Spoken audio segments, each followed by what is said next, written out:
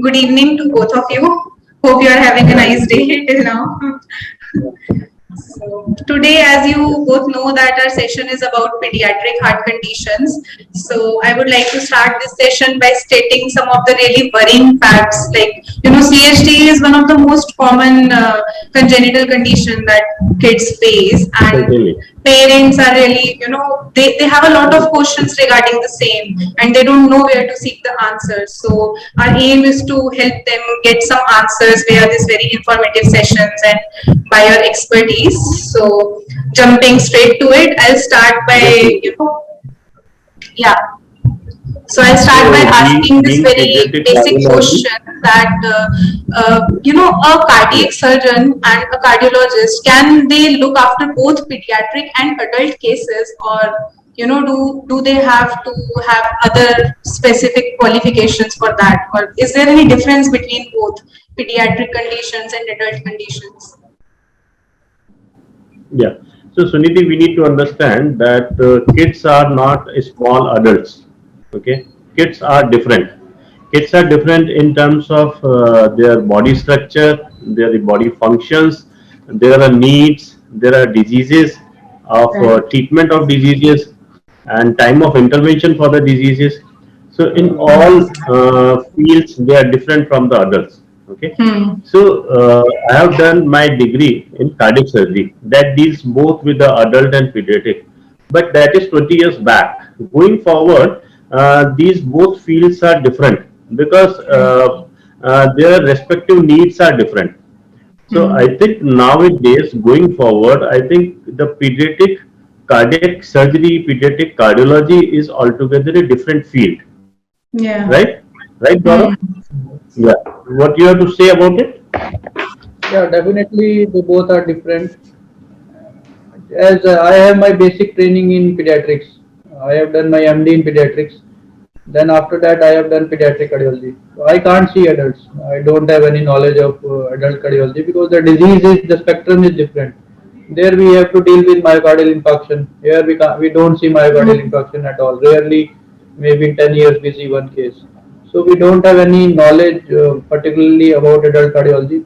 Obviously, we have basic knowledge, but we don't have expertise in that. If we say that adult cardiologists have expertise in pediatric cardiology, the answer is no, because they don't have any basic training in pediatric cardiology. As I have done my basic degree in pediatrics, so I know about children. I know their other problems also, so I can deal with them better than any cardiologist. Right. So, like very So, small example, maybe yeah, very yeah, small yeah. example. Like, how are our symptoms in the adults and how our kids are present with their diseases is altogether different. Because like adults, they can tell you they are feeling breathless and they are feeling chest pain, but these kids they can't tell you. Okay, Right. so definitely we have to elicit these symptoms. We have to understand their symptoms, right? Mm-hmm. So they are altogether different.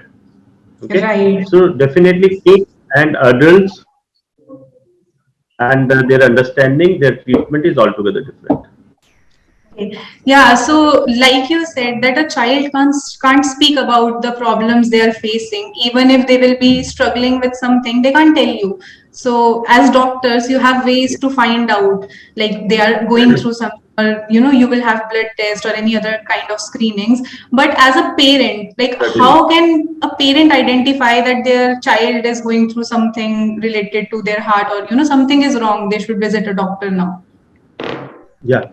So I think before going for any blood test or any scan, I think parents or even any doctors, like doctors for the kids, pediatric doctors, they have to understand from their symptoms. Okay. So I think Gaurav is able to enumerate better how these people, they kids, they present themselves. Yeah. So talking about any disease per se, if we don't talk about congenital heart disease also, so the most important is the symptoms or the history of the patient. See, Mm-hmm. we take, depending upon that, we come to a conclusion, okay, that this might be the diagnosis. Then we, according to that, we write further test if required. If we talk Right. about congenital heart disease, what are the symptoms of congenital heart disease? So basically, congenital heart disease we can broadly divide into two parts. One is cyanotic and one is acyanotic. See, Mm-hmm. cyanotic means these babies get blue, and acyanotic means they don't get blue. Okay, their Right. saturation is normal, and in cyanotic baby the saturation is less. In cyanotic babies, the mainly if there is a shunt lesion, suppose there is a VSD, which is the most common congenital heart disease, the child can present with failure to thrive. He will not gain weight like Hmm. other children, and he will have fast breathing. Okay, and there will be excessive sweating on feeding. The forehead, the Hmm. body will be profusely sweating will be there on the body, and the baby will catch frequent episodes of pneumonia, LRTI, lower respiratory tract infection. Okay, and Okay. on feeding there is a suck rest suck cycle. They get tired very easily. They will suck the Hmm. breast, then they will take rest, then they will again suck the breast. So in this process they take around 30-40 minutes, while a normal child it takes around 5 to 10 minutes to suck on one breast. So these are the basic difference, and these are the symptoms by which we can tell that the baby can have congenital heart disease. On the other hand, a cyanotic baby, he will be easily tired, easily fatigability is there, and Hmm. obviously there is a blueness on the skin, lips, tongue, and that is the proper sign of a congenital heart disease. If the tongue is blue, if your lips are blue, if your nails are blue, nail Right. Right. changes in morphology of the nails, then obviously these kids have chances of a congenital heart disease. And So, in yeah, in yeah, so older doctor, what kids, you are telling me, listening to that, I think if I am not wrong, even the immunology system is also, somewhat related to it. It is also affected when a child has CHD. Like if a child is catching pneumonia faster. that is not necessary. That is not necessary. If the child has any syndrome, then obviously his immune response can be low. But otherwise, also if the child is weak, if he is not at par with the other kids, then obviously the immunity is less. But we can't say that immune system is not so strong. Okay. Once we cure them, once we treat them, they are like other kids. Their immunity is good. Right. Right. So I think in neonatal age, Sunidhi, less than 1 month of age, their immune system is not that mature. That is number Okay. one.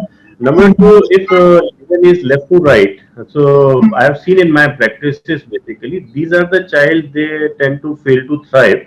They fail to gain weight, and they are, I think, less immunity. They are more prone to infections.